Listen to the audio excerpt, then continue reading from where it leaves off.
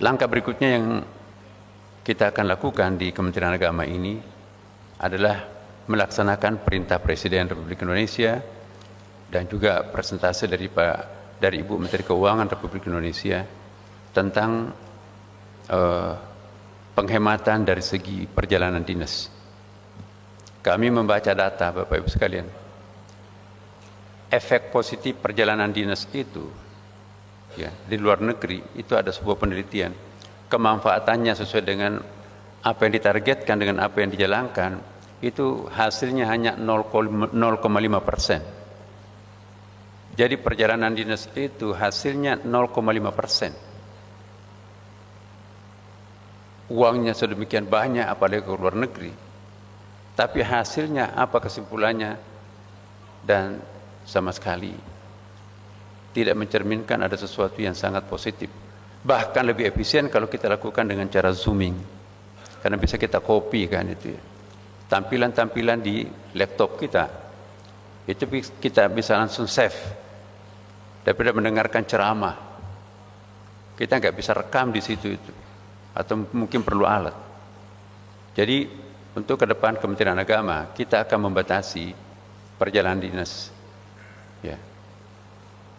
Jadi Ibu Menteri Keuangan, kita akan potong perjalanan dinas ini 50%. Dulu Menteri Agama atau Menteri Kementerian yang lain juga setiap kali melakukan perjalanan dinas rombongan. Sekarang kami beradaptasi beransur-ansur, nanti perjalanan dinas itu tidak perlu pakai rombongan. Karena itu kali berapa, kamar hotel berapa, merepotkan orang berapa, kemudian juga transport lokalnya berapa, dan risikonya pun juga berapa. Kenapa harus melibatkan banyak kalau itu bisa diselesaikan hanya 2 atau 3 orang? Ya. Mohon maaf para rektor yang hadir di sini. Ya, saya hanya menjalankan perintah Presiden. Ini bukan inisiatif saya, tapi saya mendandani memang. Bayangkan di UIN, IAIN, STAIN, PTKIN ini itu berjumlah 58. Kalau kita tambahkan dengan misalnya STAKN, IAKN, STKN, UHN, ya, IAHN, STAHN, itu bisa sampai lebih dari 70 perguruan tinggi negeri di Kementerian Agama. Kalau setiap universitasnya ini melakukan seminar nasional, apalagi fakultasnya pun juga melakukan konferensi internasional, seminar internasional, dan mengundang para rektor. Boleh jadi ada rektor tidak pernah tinggal di tempatnya, sibuk memenuhi undangan-undangan seminar internasional di berbagai IAIN, UIN, STAIN, dan perguruan tinggi yang lain. Ya, maka itu nanti Pak Sekjen kita atur seminar internasional yang mengundang rektor, boleh silakan datang, tapi jangan menggunakan uang negara. APBN tidak akan cukup untuk membiayai perjalanan dinas kalau 30 seminar internasional dilakukan oleh seluruh perguruan tinggi, baik dilakukan oleh universitas maupun juga sampai fakultas, bahkan senat mahasiswa pun juga melakukan seminar internasional. Dan kalau itu semuanya mengundang para rektor dan itu harus menggunakan APBN, maka habis uang itu, biaya pesawat, hotel dan sebagainya. Padahal apa yang dihasilkan dari situ belum tentu bisa bermanfaat untuk institusinya. Mungkin orang lain dapat, mungkin diri yang bersangkutan itu dapat sertifikat, bisa cepat profesor bagi yang belum profesor kan. Tapi untuk ke depan saya mohon betul, mari kita berpikir rasional, jernih. Ya, setiap sen yang dikeluarkan dari uang negara itu harus ada efeknya terhadap negara itu sendiri. Mohon maaf. Iya. Kemudian para kanwil. Ya. banyak tuh undangan. Juga hadir. Semua yang bisa kita selesaikan dengan Zooming, maka sekarang ini kita akan lakukan dengan Zoom. Rapat kerja pun juga maksimum 1 kali 1 tahun. Karena semua bisa kita lakukan seperti ini tadi. Ini kan datang tuh. Teman-teman itu mungkin jangan-jangan lebih berkah, lebih efisien melalui Zooming daripada nanti kemana-mana. Dilakukan di Jakarta 3 hari. 1 harinya nongol, tetapi 2 harinya ke Tanah Abang, kemana-mana ya. Apa yang dibawa pulang ke daerahnya? Ya, koper oleh-oleh, baju kaos dan sebagainya. Tapi materi yang untuk bermanfaat ke umat, kepada bangsa, gak kelihatan. Nah, saya minta supaya kita, Kementerian Agama, berpikir jujur, berpikir objektif dan berpikir rasional. Apalagi teman-teman dari perguruan tinggi. Kita yang harus ikut mengemban tanggung jawab bagaimana merasionalisasi apa yang kita kerjakan di lingkungan Kementerian Agama ini. Ya. Maka itu mohon maaf ya, acara di Palembang mengundang PR1 dan rektor. Jadi 2 kali 78 dari Indonesia Timur. Di situ 2 hari. Apa yang dikerjakan di situ, padahal itu bisa kita lakukan melalui Zooming juga. Jadi kita akan melakukan penghematan yang luar biasa kalau kita mampu mengeliminir perjalanan dinas yang tidak efisien efektif ini. Silahkan kita saving, ya. Kita save. Saya nggak tahu legal atau enggak. Kita nanti ada biaya penghematan, biaya efisiensi dan seterusnya. Kumpulkan untuk kesejahteraan karyawan kecil kita, ya untuk juga masyarakat yang membutuhkan dan seterusnya. Tapi kita lakukan secara proporsional dan legal, jangan sampai kita juga jadi temuan gitu kan. Jadi Pak Irjen, Pak, saya mohon betul Pak Irjen, seperti yang saya sering sampaikan kepada Bapak, saya tidak bangga pada saat mendapatkan award, penghargaan, ranking berapa terbaik dan sebagainya.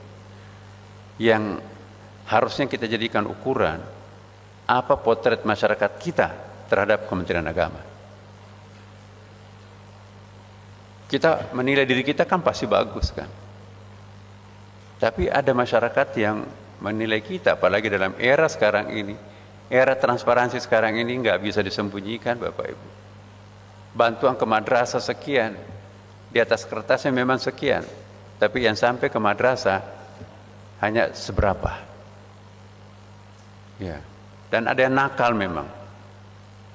Oleh karena itu, saya minta Pak Irjen, saya akan bangga pada saat menghukum sekian orang di Kementerian Agama daripada menyuguhkan penghargaan-penghargaan seperti itu. Bagi saya pribadi tidak perlu kita mendapatkan penghargaan, wah wajar tanpa apa gitu macam-macam itu. Ya. Apa artinya piagam itu kalau harus dibayar? Ya, udahlah, memang katakan apa adanya. Jangan menyampaikan bagaimana seharusnya. Ya. Jadi saya tidak ada beban. Sekali lagi saya tidak ada beban untuk melakukan apapun untuk menegakkan peraturan perundang-undangan. Ya. Saya tidak pernah bermanuver untuk menjadi menteri atau Pak Presiden memilih saya. Bahkan saya katakan kepada beliau, Pak, mohon maaf, saya kok merasa bukan saya yang paling tepat untuk menjadi Menteri Agama. Banyak orang yang lebih hebat. Ya, saya tidak ada beban, Pak. Bagaimanapun juga saya pasti membantu Bapak. Apakah dalam struktur atau di luar struktur. Bapak sekian lama membesarkan saya, memang saya tinggal sekian lama di rumahnya ya, beliau. Yang memberi beasiswa saya ke Kanada dan ke Amerika Pak Prabowo memang. Maka itu saya bilang, Pak, di luar struktur pun juga kami mengabdi kepada Bapak. Kalau Bapak melihat ada orang yang lebih kompeten daripada saya, monggo silahkan. Saya, I have nothing.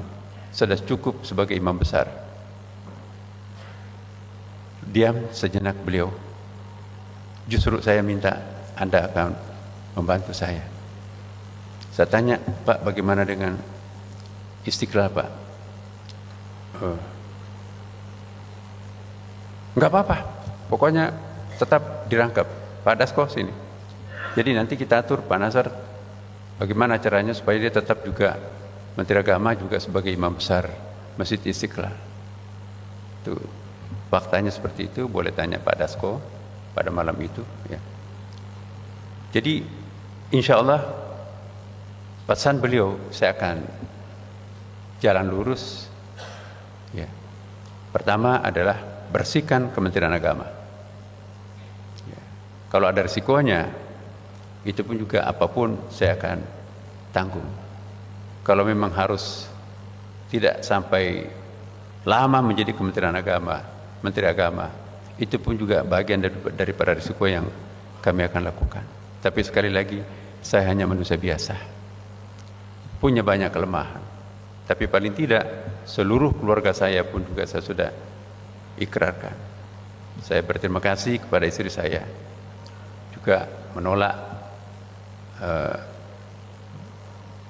sesuatu dari Kementerian Agama. Aku bisa juga membangun seperti itu tanpa dari Kementerian Agama.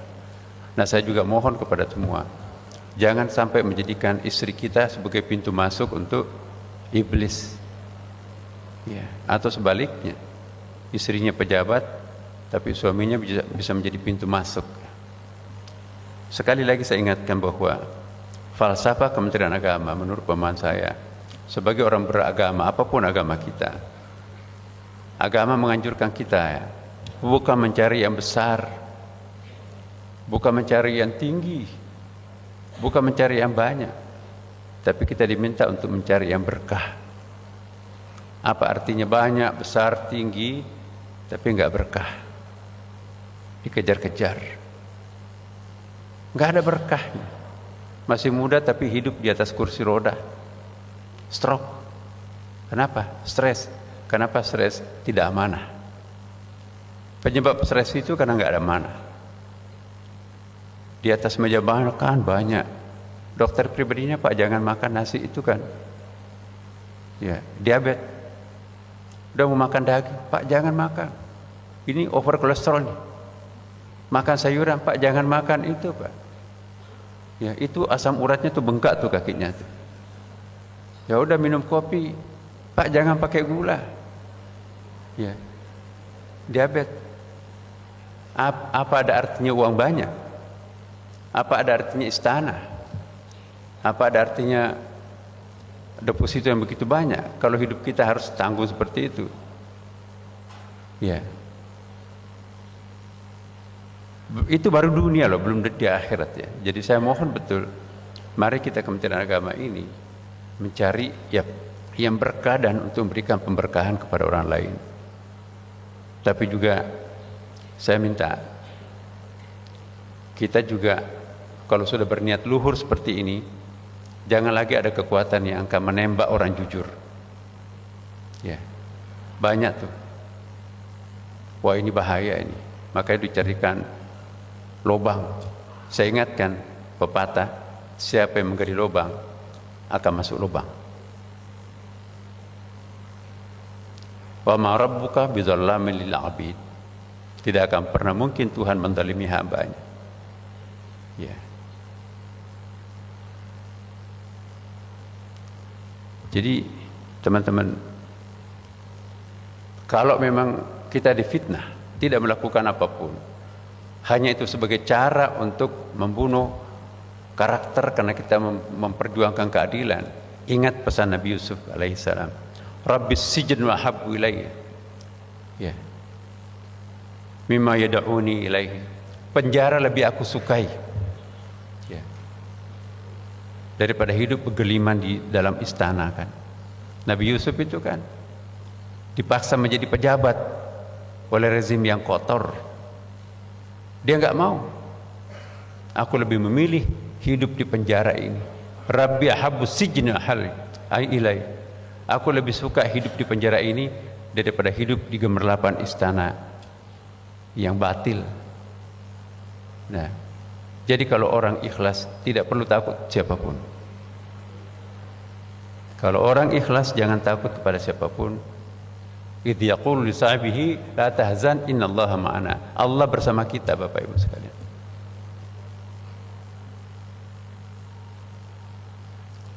Iya. Memfitnah orang. Al-fitnah itu asyaddu minal qatl. Ya. Jadi saya mohon betul Kementerian Agama bukan hanya mampu membersihkan dirinya sendiri, tetapi juga harus mampu mencerahkan kepada orang lain seperti yang diamanahkan tadi oleh oleh kebenaran hati nurani kita ya sebetulnya. Apa yang disampaikan oleh Pak Nurul Gufran tadi itu sebetulnya adalah mengungkapkan kembali suara-suara hati nurani kita sendiri. Yang terakhir bagi saya, Bapak Ibu sekalian, saya sebetulnya tidak ingin banyak bicara ya. Saya ingin banyak berbuat. Ya. Mari teman-teman dari Kanwil, mulai dari KUA sampai ke atas. Saya yakin kalian semuanya adalah orang yang punya prinsip, punya idealisme. Cukuplah Bapak Ibu kalau mau menengok ke bawah. Masih banyak orang di bawah kita kok.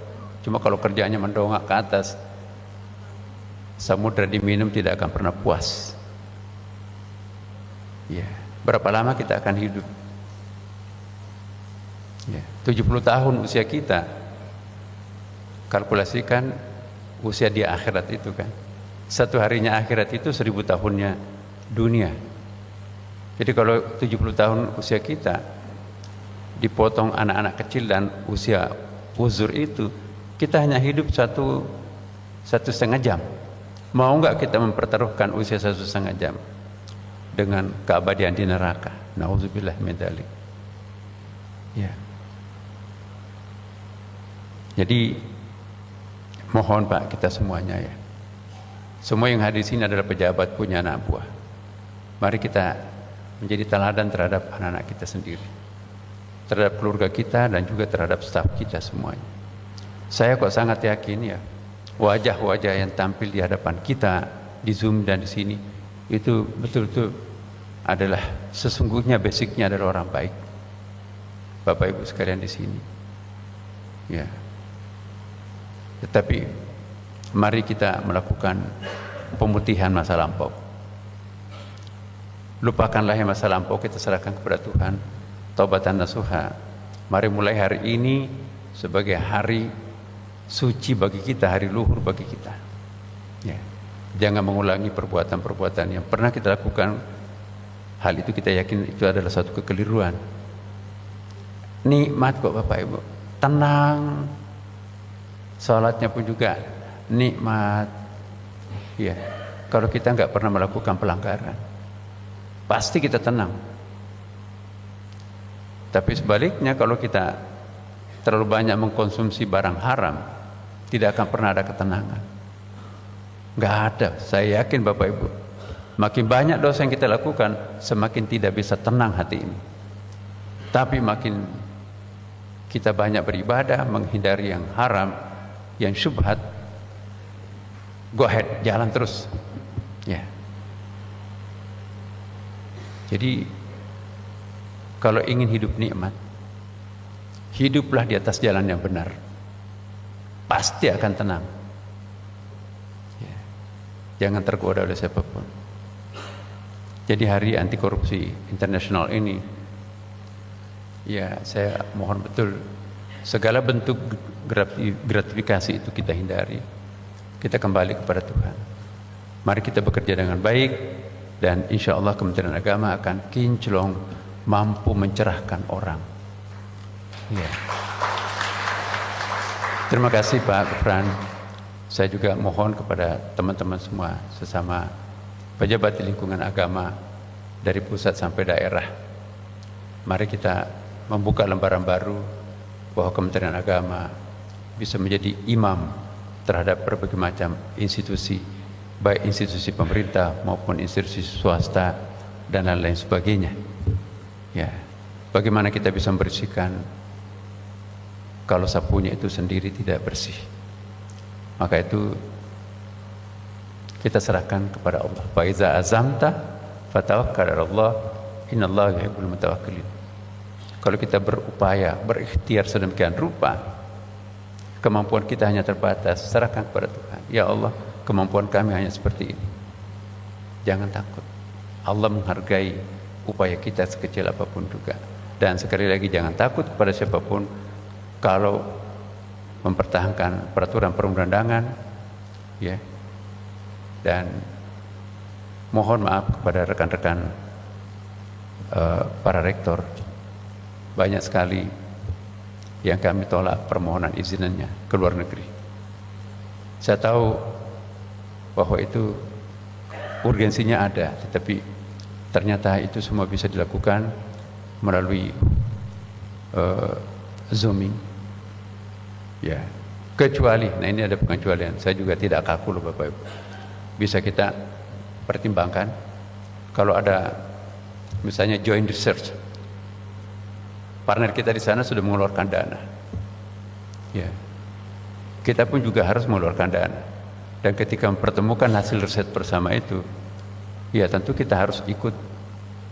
Jadi jangan sampai nanti melanggar perjanjian hanya karena penghematan. Ada uang kok, ya. Tetapi sekali lagi acuannya harus azas manfaat, azas efisiensi, dan azas kejujuran. Ya. Mohon maaf kalau saya melakukan hal ini, sebab ini komitmen yang harus saya jalankan, perintah Presiden Republik Indonesia yang mempercayakan kepada saya selaku Menteri Agama. Siapapun Bapak Ibu sekalian, mari kita bersama. Kalau tidak ada yang bisa ikut bersama dengan kereta yang kita naiki bersama untuk mempertahankan menegakkan kejujuran, berarti salah sendiri kalau dikenakan hukuman. Dan saya sudah menandatangani sekitar 10 orang ya Pak Irjen ya, untuk dikenakan sanksi. Padahal saya umurnya belum cukup 1 bulan. Ya, saya mohon betul-betul Bapak Ibu sekalian, ya, sampaikan aparat kita yang kecil yang tidak ikut rapat pada kesempatan ini, sebab mereka-mereka itu juga adalah sumber masalah.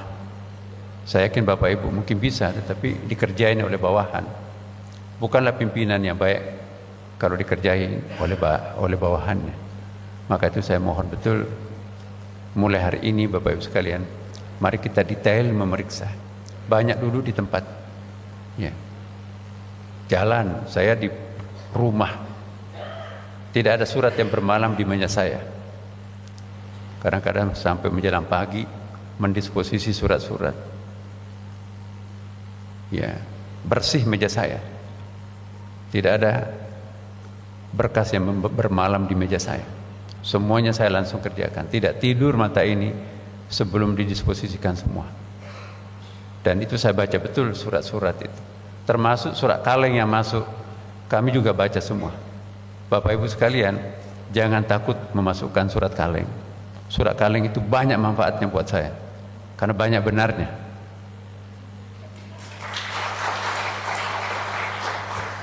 Ya, demikian, sekali lagi saya mohon maaf. Ya, niat saya baik, dan insya Allah bersama-sama dengan kita semuanya, mudah-mudahan diridhai Allah Subhanahu Wa Taala, Tuhan yang Maha Kuasa. Demikian Bapak Ibu sekalian, wallahul muwaffiq ila aqwamit thariq. Wassalamualaikum warahmatullahi wabarakatuh.